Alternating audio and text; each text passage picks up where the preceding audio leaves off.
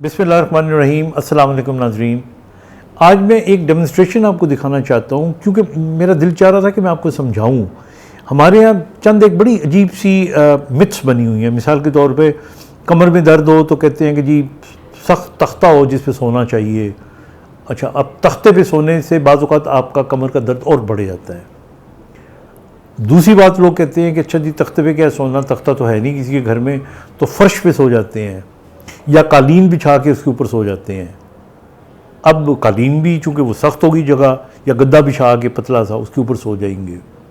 आया ऐसा करना चाहिए कि नहीं करना चाहिए? ये तो हो गया कमर के दर्द के मरीज़ों के लिए।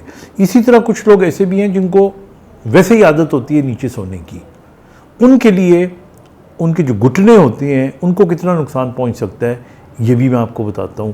पहले मैं आपको घुटनों की तरफ लेके चलता हूं। देखिए, ये हमारा घुटना है।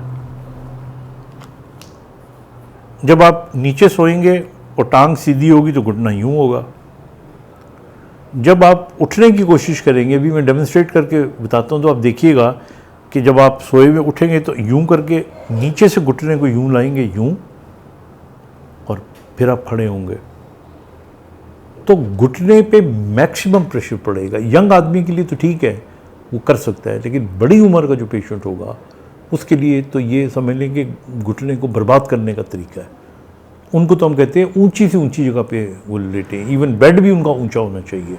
अच्छा, इसी तरह मैं आपको दिखाता हूँ कि कमर पे अगर तकलीफ़ है और आप सोते हो तो आप उठते हो तो देखो किस तरह घुटनों पे और कमर पे आपके उसका बुरा असर पड़ेगा।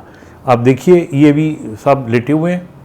अब देखें, ये एक नॉर्मल तंदुरुस्त शख्स हैं जो लेटे हुए हैं और मज़े से सो रहे हैं।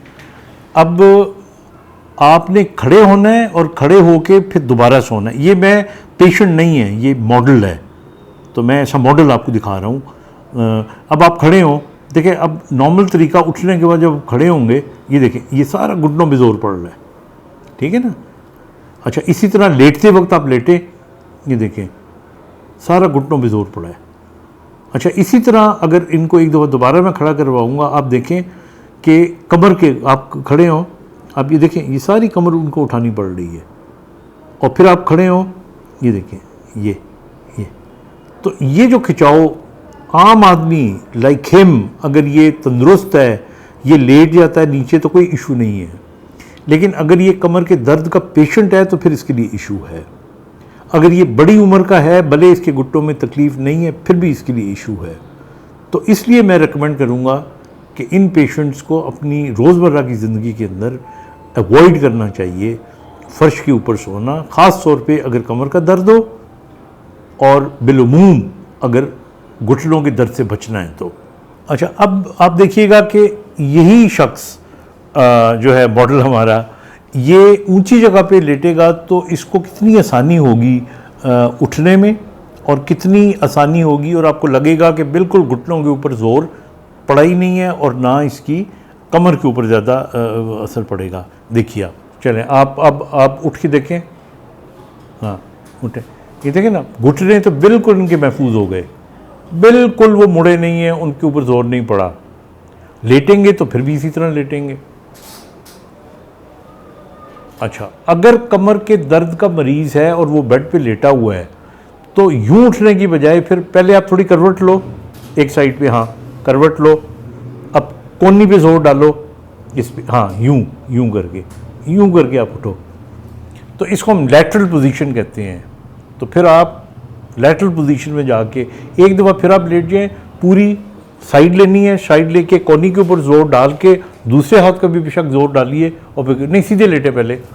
हाँ, अगर कमर में दर्द की शिकायत है और उठने में तकलीफ़ हो रही है तो फिर आप ये कर सकते हैं, करें, ये देखें, ये मुड़े, ज़ोर लगाएं, शाबाश, चलें, दोनों का ज़ोर लगा सकते हैं।